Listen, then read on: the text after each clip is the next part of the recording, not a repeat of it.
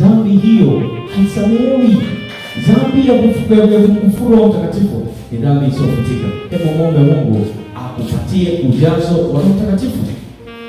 Tumemwona Yesu amekwisha kujazwa na Roho Mtakatifu, akaingia kwenda kuhubiri.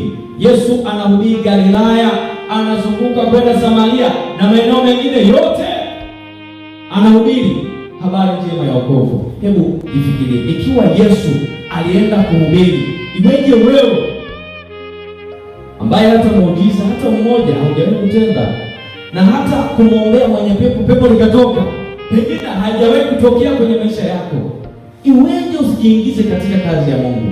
Tumepewa wito ya kwamba tujazwe Roho Mtakatifu, tuingie kazini, tukawahubiri watu habari njema ya wokovu, maana huyu ndiye Roho Mtakatifu anayetenda kazi. Haleluya!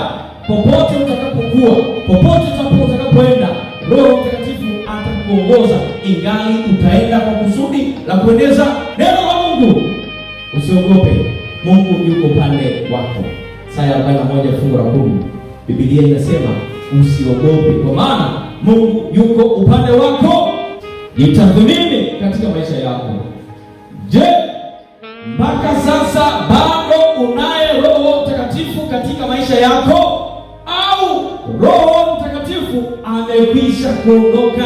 Kuna watu tunaishi katika dunia hii tukihisi kana kwamba bado tuko na Roho Mtakatifu, kumbe Roho Mtakatifu amekwisha kuondoka. Hebu jitathmini, angalia, je, yote unayoyatenda yanatokana na matunda ya Roho Mtakatifu?